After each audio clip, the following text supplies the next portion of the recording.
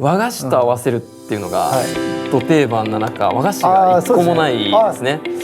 なのが面白いですし、甘くてちょっと苦くてでナッツの香ばしさみたいなのがあるんですよね。バッチリだと思います。これも同調と補完のマリアージュっていう話なんですけど、同じものを同じキャラクターがあるものを合わせることによって調和しやすいと思いますね。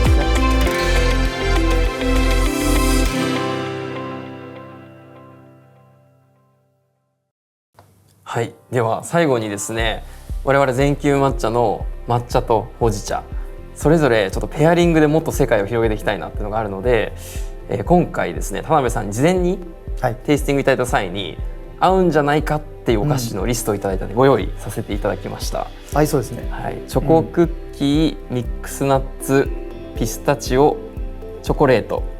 でカヌレ、抹茶バームクーヘンっていう形になってます。これは絶対合いそうな感じですね。そうですね。出来レースみたいな感じですね。はい、でもさっき申し上げた通りやっぱりこれはこうだね。和菓子と合わせるっていうのがど定番な中、和菓子が一個もないですね。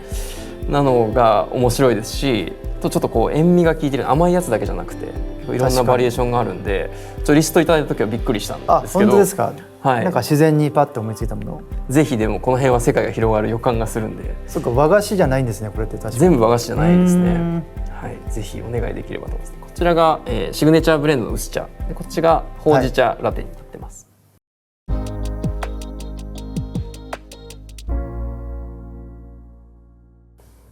まず色が大事なのはありまして、でワインって外観、香り、味わいってあったりとか、ワインでいうとですけど、あって、で色調のマリアージュってのもあるんですね。で最終的に最優先はしないんですけど、最終的な着地で色が合ってると最終的に相性がいいパターンも結構あるんですよ。色の合わせですね。ロゼワインに対してロゼ色の食材だったりとか、白ワインでもちょっと濃いめのものに濃いめの色のクリームの食材とか、赤だから肉じゃなくて赤だけど、例えばカツオとかマグロみたいな赤身に赤ワインのタンニンが少ないものとか、最終的に例えばグリーンがかった淡いレモンイエローの爽やかなタイプに白身魚のカルパッチョにレモン添えるとか、なんかちょっとハーブとかね、なんかそういうのってあるんですけど、ちょっとそういうのは少し思いついた部分もありまして、でなのでちょっと茶色が多いんですけどはい、こういうところとで、とはいえ抹茶はもちろんこのバームクーヘンは相性がいいんですけど、チョコレートの白いチョコレートは合うんじゃないかなと思ったんですよね。で茶色には茶色のこっちの方を合わせてっていうのを思いついたっていう。あとピスタチオってよくフランス料理とかでもピスタチオのアイスクリームとかすると結構グリーンになるんですよね。グリーンの色調になってくるんですけど、そのニュアンスが抹茶にピスタチオ合うかなっていうふうに思った次第でございます。はい。でカヌレとかも結構日本で今買えるのと、あとカヌレって外側香ばしくて、もともとはカヌレ・ド・ボルドーって言ってフランスのボルドー地方で発祥で、ボルドーって90% ぐらいが黒ブドウの栽培で赤ワインをたくさん使うんですね。で赤ワインの最後に成長剤として卵白を非常にたくさん使うんで、卵白で最後こすんですけど綺麗に。でその時に卵黄がたくさん余るっていうことで、それでパティシエが考えたのがそのカヌレ・ド・ボルドーっていうのがあるんですよ。なのでボルドー発祥の赤ワインも合うし、あとボルドー発祥のソーテルヌっていう寄付ワインなんか甘口も相性がいいんですけど、なんかそういう意味合いでこのなんか赤ワインじゃないんですけどちょっと赤ワイン的要素を持つ、ほうじ茶のニュアンスとこのカヌレが非常に合うんじゃないかなっていうふうに思いました。はい、以上です。ありがとうございます。ぜひもうご自由に召し上がっていただいて、ちょっとこれ冷えてるんでこっちからちょっと出して、なんかワインペアリングとかだと最初にワインができてちょっと飲むんですね、こうやって。で飲んでる間にちょっと料理が出てきたりとかして、食べてまた飲むみたいな感じで、お作法じゃないんですけど、一応飲んでる時にこうつまみがあって、食べるみたいな。これはあれですけどくるみですけど、これ普通につまんで、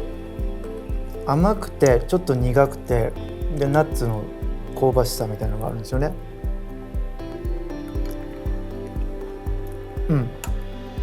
バッチリだと思います。これもそう考えると何か料理にナッツのオイルとかをかけたものも合うんじゃないかなって思いますし、でペアリングとかでもタンニンとかも結構大事で、苦味とか白ワインもね結構スキンコンタクトって言って過浸積して若干コクを出してる白って結構あるんですけど、だからそういうのが結構料理の味を持ち上げてくれたりとか、で油脂があるんですけど、油脂とタンニンって結構相性がいいんで、苦味とかなのでくるみとかってちょっとナッツのオイルっぽい感じもあるんで、その香ばしさとかちょっとした苦味なんかもよく合うと思います。であとどうしようかなって言うんですけど、自由にいこうかな。ピスタチオ食べる。ピスタチオ、好きですかピスタチオ？大好きです。なんていうの、あんまりどうですかね。まあでも売ってますよね普通にね。売ってますね。独特のね味がありますよねピスタチオって。で若干なんか抹茶と共通するようなフレーバーがあるんじゃないかと思いまして、言われてみればそうかもしれないですね。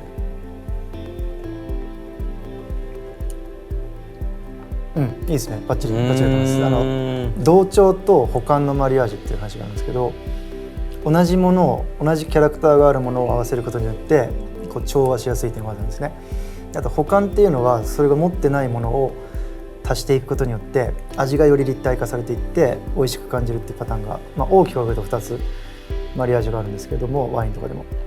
で補完って意外に難しいんですけど、同調させると合いやすい。人間とよく似てるっていう同じ似たもの同士は結構相性が良くなりやすいんですけど、時に持ってないものを爆発的になんていうんですかね、補ってくれる人との相性っても良かったりするじゃないですか。で僕が思うのは、それを両方持ってるのが非常にいいマリアージュっていうかすごくいい感じになるかなと思うんで、ピスタチオと抹茶は、こんなマリアージュって1個のナッツとのあれなんですけど、なんか補完もあるし同調もあるのかなって思うんですね。香ばしさもあるし、そう同調もあるんですね。ちょっとこう独特のなんか植物フレーバーみたいなのがあるんで、なんかその抹茶って多分旨味とか甘みとか苦味とかはありますね。塩味とかってやっぱあんまない中で、そうですね、こういうの入れてってるのがそういう意図なのかなって今。そうですね、塩気もそうなんですけど、味の五角形っていうのがありまして、5つの味ってよく言うじゃないですか。五味っていうんですけど、甘み酸味塩味、苦味うまみっていうのがありまして、であとタンニンとかって味じゃないんですね。あれ修練で触覚なんですよ。辛いっていうのと渋いっていうのは味じゃないんですね。なので味タンニン渋みのみを僕いつも本とかでは味って書かないんですよ。みにするんですけど、でその中で5つの味が存在していて、今の五角形ですよね。でそれがなんか全部揃ったらめちゃくちゃ美味しく感じることがあるんですよ。人間のその 5の味がバランスよく調和した時にすごいマリアージュみたいな感じになる時があるんですけど、そういうパターンとして、これホワイトチョコレートですかね。いただきます。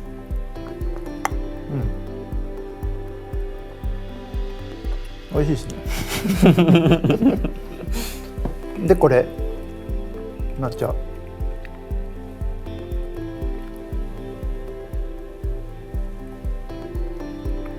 これって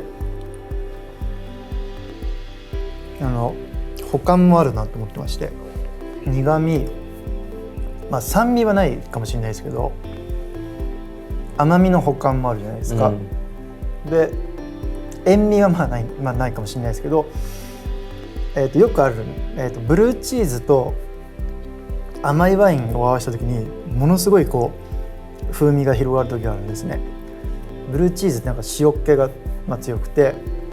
であと甘みじゃないですか。でこれなんかもうちょっと、苦味だったり清涼感とか、爽やかさの中に甘みとかこれ補完し合って、でなおかつ、ダークチョコだと風味が同調しづらいんで、ホワイトチョコレートでこう合わしといて持ってない味同士をこう組み合わせちゃうみたいな。でそうするとすごくいいんじゃないかなと思います。あと色調ってやっぱ精神に影響するんで、見た目がやっぱ合ってる時点で合いそうだなってすぐ思うんですよね。でそれもバイアス結構大事で、そう思わせるっていうんですかね。で最終的に、ここはホワイトで合わせていくのがいいのかなっていうふうに思ってます。で美味しいです。ありがとうございます。美味しいです。あと何いろいろやってます、はい、カヌレとか面白いかもしれないですけどね。カヌレ人気、今人気ですよね。人気です、あ、切りにくいかもしれない。もう噛んじゃうかな。あ、どうぞ手づかみで。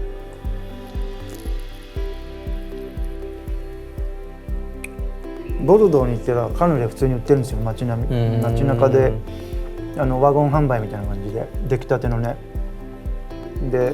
2ユーロぐらいで売ってると思うんですかね。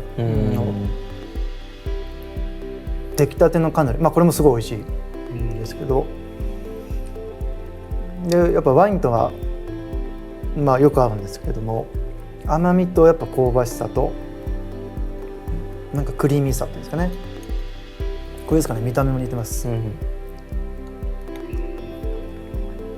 あ、これバッチリですね。やっぱはい、すごくいいですね。風味が似てるんですよね。であと最後のこう強さのマリアージュも大事なんですよ。なんかこうすごい強い肉料理と軽い白ワインとかってなかなか合致しないんですけど、そのボリュームの関係っていうんですかね。それも今日全部合ってるんですけども、でこれもカヌレの甘みもあって、で同調の香ばしさもあって、色調のマリアージュもあって補完し合うっていうんですかね。なんかそういうところもあるんで試してほしいですね。ぜひ。はい、すごいやってみたくなりました。でもそうやって組み立てるんだっていうのはすごい。そうですね。こんなロジカルにやるんだって。ロジカルです。非常にペアリング自体は背景はロジックで伝えすぎると飲食店とかだとちょっと面倒くさいやつになっちゃうのでそうするとなんか面倒くさいなの時点で美味しくないじゃないですか。そうですね。なので飲食とかの場合はですね、お店とかだったらロジック構築はしっかりしてるけど伝える言葉は逆に少なめにするっていう、ペアリングに関してはその方が多分美味しく、で最後にちょっと補足するみたいな、ちょっといろいろな細かい技術というか食べ終わった後に実はこうだったみたいなのを言うと、あ、そうなんだってよりなんか満足度を上げたりすることもできるんで、その辺はちょっと難しいんですけれども、ロジックですね。ただ、テロワールとかそういうのはこれに関してはあんまり考えてはないですね。発祥の地とかそういうのはそんなに考えずに、あえてお茶で、カヌレとかね行くのも面白いんじゃないかっていう、ちょっと可能性を広げるような感じのイメージでした。ありがとうございました。まさにでもさっきの五角形ですとか同調補完、あと強さの合わせ、色調の合わせとかっていうのがあればもっともっと広がっていくなっていうのをお話聞きながら思いましたし、今日のラインナップだけでも多分いわゆる茶室とかで召し上がるようなやつとは全然違うラインナップで合うっていうところなんで、もっともっと楽しみ方が広がるなってすごい希望が持てました。確かに茶室だけじゃない、茶室じゃないですもんね。これはね。そうですね。はい。ご自宅でやっていただけるような感じですよね。はい。ありがとうございました。